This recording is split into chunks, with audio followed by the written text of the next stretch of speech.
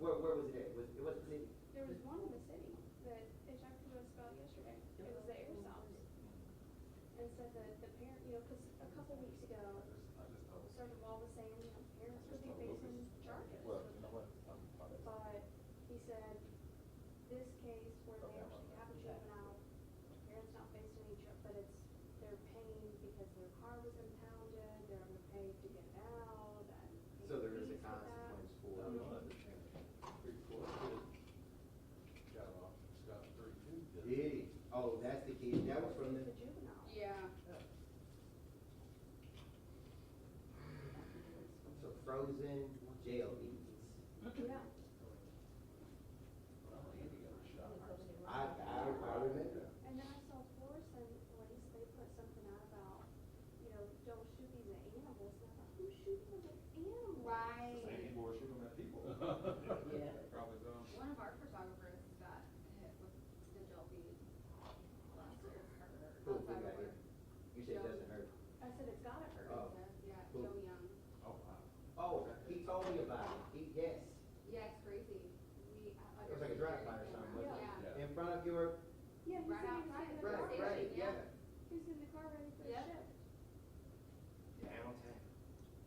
So they, Better than the happy hour. Joe Young took the day off. Emotionally, Yeah. every time I touch my equipment. So, yeah, we're like, San Canyon. Yeah, I'm stressed. I'll see you back in 2025. There's no way I'm working on shit like that. Today's not the day, guys. I'm out. Dedication. I don't have it. Oh, There's only one way we can get those first alerts. And I'm not the way. You see what happens in the last one? What? For you. What happened? What happened? It's 5 hours. Thirst alert. Is that what they call that? Most of the Oh, time. oh, damn, that's what first alert's for out there doing it.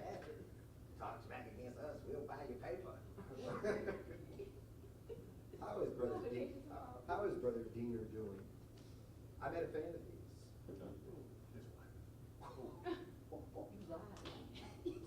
Well, all I did was I just went to the pitcher's mound and just did this. Oh, Somebody gonna get it, somebody's gonna get it. Oh, that's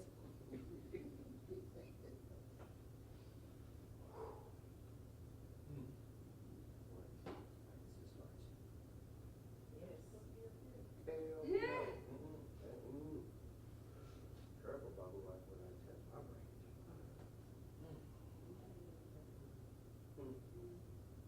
We did our press conference. We're not talking about fireworks today. And then after 4, we can know how bad it is. We can depend on first alert 4 for the dumpster fire graphics. It did, it's like, oh my God, look at all these dumpster fires. Well, only you all can tell the story like that. Because if it's you, you're gonna like, only first alert 4 brings you the damage caused. Who let this guy in the building? I don't Right, know. exactly. I got a service revolver on? No, service revolver. So, Joe, How's it going? welcome. On a roll, man. We get off after this. And you're glad it ain't your event, so you just Right, got exactly. your gallery. Uh-huh. Right.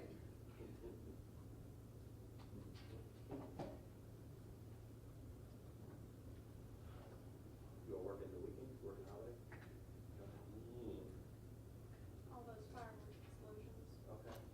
People losing their hands, fingers. Did you see that? Did you see those graphics that we put out? Oh, I saw. No.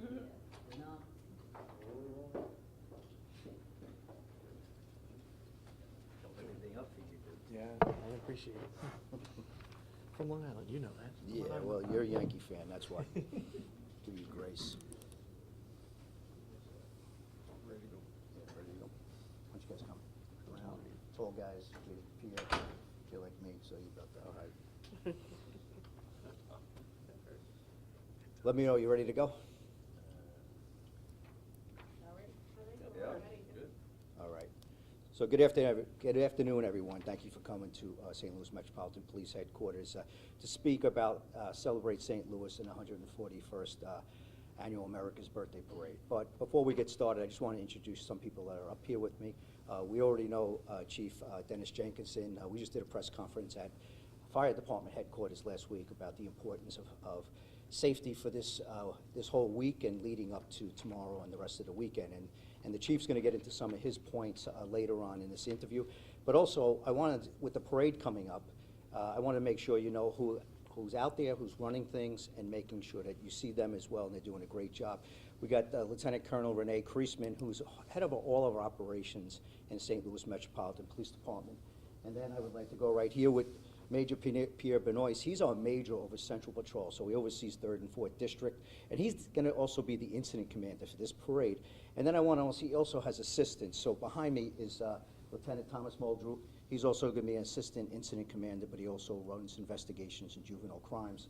And then you have Lieutenant Day, Leonard Day, who's also going to be an assistant incident commander for this parade, but he also runs CRU and our CIT for the police department alternative response. But they have different jobs, their regular jobs, what they're going to be doing this week, and I wanted to make sure that you see them. They'll be visible out there all day tomorrow. So the parade route is along Market Street. It goes from Broadway west to 18th Street. It starts at 10 a.m. And the safety of everyone attending the parade is our top priority. You'll see extra police officers for the parade and Celebrate St. Louis, and the detail will also include plainclothes officers. We have gathered intelligence to suggest protesters may attempt to disrupt the parade on Thursday using a so-called sleeping dragon tactic. It's when they tie each other together. If you saw last week, I think a lot of you were on the scene, and it was very well covered, and they chain themselves together in PVC piping. This is similar how they did things on Pride last week, and the protesters, it's a human chain to connect their arms. Sometimes they handcuff each other, and it requires assistance between both agencies, and especially with the St. Louis Fire Department, to help us take those chains, mitigate them being connected, and make sure that we can keep parades or any other event going. If you see someone carrying PVC pipes tomorrow at the parade, please say something. Call 911, and we'll have a lot of officers or other officials out there. Let us know that you're seeing them in the crowd so they can't get in and interrupt this parade. We want to keep this thing going safely. We want to make sure there's no interruptions, and make sure you call us. If you take a look to my left, your right, you see some of the things that were used in the Pride Parade and what we had to disconnect. And so some of the pictures are out there. We blackened some of the slogans on it, but that is actually PVC piping where they put their hands together, and that's some of the things that we have to do. It's also pretty dangerous for us to be able to be cutting people apart, and if people flinches or moves, it can turn drastic, and we want to make sure we keep protesters safe. So it's not a very safe thing to do for them or for us. It's dangerous. So while we increase the law enforcement presence downtown, our neighborhoods will also, our officers will be diligent, and their police presence will be prioritized to fireworks, dangers, celebratory gunfire, and each district will have responding to reports of firework activity, although our calls for service, as the chief talks about fire calls for service, is going to go up exponentially. We'll make sure that we take care of each one as expeditiously as possible. Fireworks can cause serious property damage or injury, and every year the chief is going to get into the dangers that happens with that. It's illegal to discharge in the city of St. Louis, and please leave the fireworks to the professionals. So at this time, I want to hand it over to Chief Dennis Jenkinson, because he's going to go into some of the safety aspects and some of the things he's experienced in St. Louis. Thank you, Chief. Thank you, Chief Tracy. Good morning, everyone. As we approach the official 4th of July, we've already seen an uptick in the fireworks. We've already seen an uptick in injuries. We know that through the emergency rooms from the St. Louis area hospitals, primarily to children. That's what's so bad about these fireworks. They're untested, they're uncertified, we don't know where they come from. We've seen a large increase in people trying to make their own fireworks, which is where we have many issues. We see just a tremendous increase in commercial grade fireworks, which are too big for the average person to handle. So it's why I always go back to the same thing: go to the professional shows. leave the fireworks to the professionals. St. Louis Police Department has already made a couple arrests regarding people selling fireworks out of private vehicles, out of vans, out of trucks. So they've provided a tremendous help to the fire department trying to reduce injuries and also reduce fires. The weather has helped us a little bit. Yesterday and today, we've kind of wet things down. The grass is, not as dry as it used to be. We did have a couple vacant house fires this morning that we're kind of leaning towards fireworks, people playing, shooting into the vacant buildings, the upper floors, the first floor, so we know it's coming. On the average, on the 4th of July weekend, our runs are gonna hit 500 to 600 calls per day. Dumpster fires, garage fires, hopefully not grass fires now because it is a little bit wet, but we know it's coming. We're asking the people of the city to go to the professional shows. Protect your children and don't buy them fireworks. That's the biggest thing we're asking for. Also, as Chief Tracy alluded to, if you're downtown for the parade with your family, having a good time, if you see something that just doesn't look right, let us know. We'll have police, we'll have firefighters, EMS people all over the place. Just kind of say, hey, this doesn't look right, and we'll take a look at it. We want to keep the entire city of St. Louis over this holiday weekend safe. We're going to be there. We're going to be providing the protection, the EMS, the fire, and the police protection. But we also need your assistance. So if you see something that doesn't look right, tell us. That's helping us. So I'll turn it back over to Chief Tracy. All right, so we'll open up for any questions you might have at this time. Are you guys planning to prevent the protesters from stopping the parade? Is that why you're asking for people, if they see anybody with PVC pipes, to let you guys know? Do you hope to prevent? Absolutely. We'll protect people's First Amendment rights for free speech. We have designated areas at every event that we have, but getting onto a parade site, jumping the fence is trespassing, and it's going against the permit, and then there's resisting arrest, as you can see the charges that were there, and that held up that parade for a pretty long time, and there's a lot of people that were very unhappy about that, but we had to take the necessary precautions to make sure that we move them. If we can prevent them, if we see someone with PVC piping, or they're trying to set up, we will address that situation before they get onto the parade to make sure that they don't get on there and disrupt and trespass and stop everybody's right to watch a parade that's supposed to be uninterrupted as well. Do you know if these protesters are part of the same groups from the Pride Parade, and if so, are they even from St. Louis? Well, I think when we put things out, some were from St. Louis, but we knew, I think 4 were from out of state, and I believe 4 or 5 others lived in the region. So it wasn't just people from St. Louis. And then it was definitely concerning when we started seeing people from out of state be part of the disruption in the Pride Parade.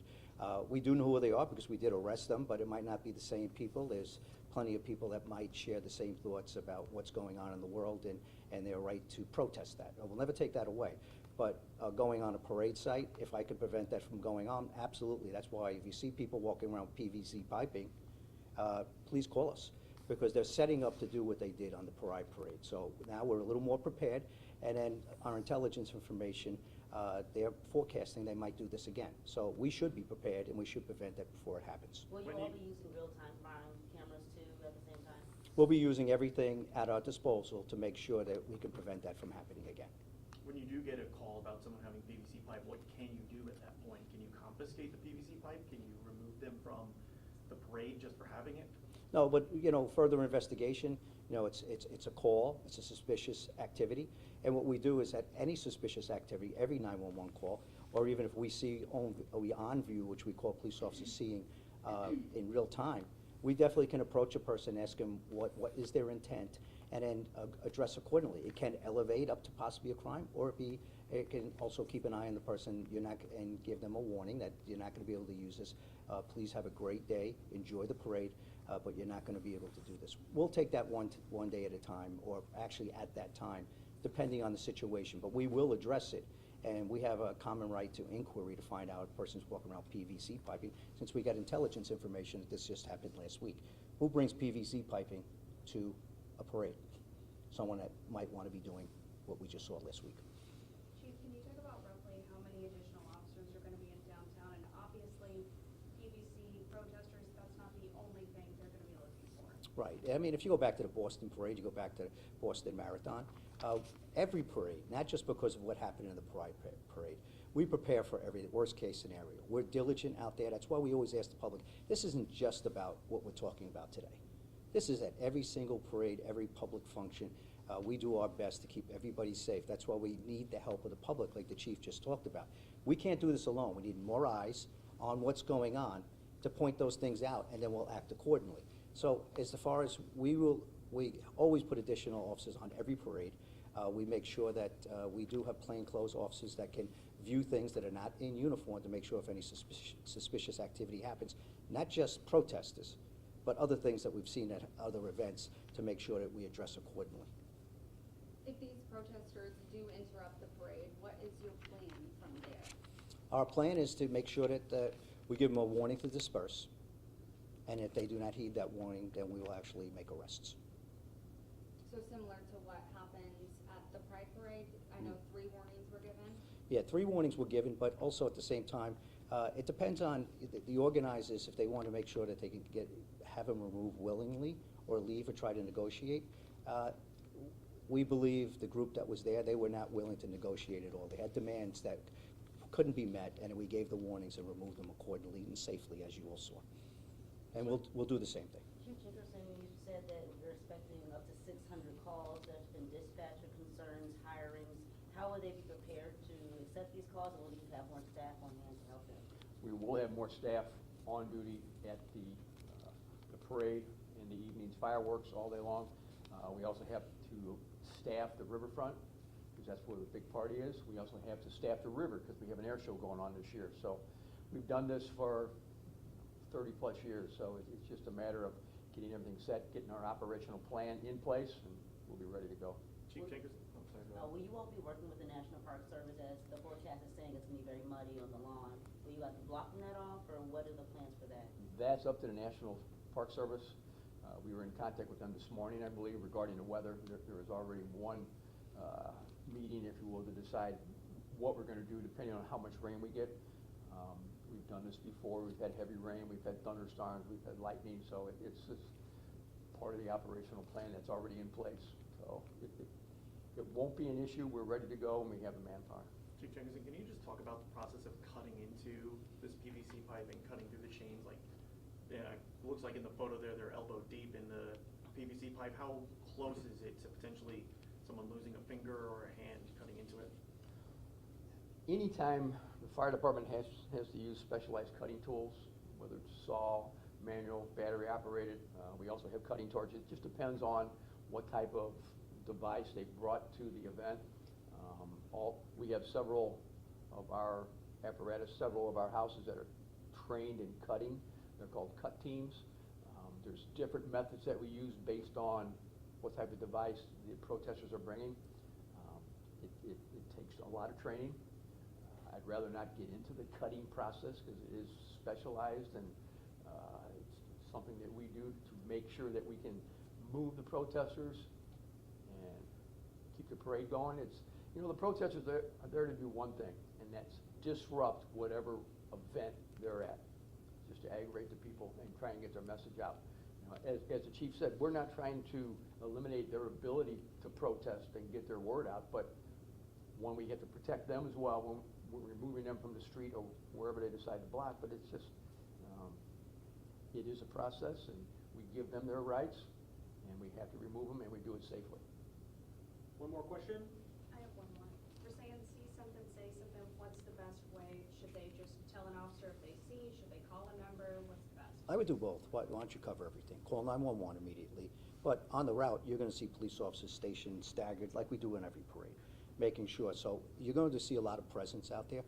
And every parade and events like this, big events, unless you're on scheduled collective bargaining agreement or vacation, everybody's in for those days. So the city makes sure we cover the rest of the city and also safely cover the parade. So that's how, when you ask, I'm not going to get into deployment and everything else, but I can tell you, days off certain days of the year, several times a year within the collective bargaining agreement, days off are canceled, and everybody knows they're working.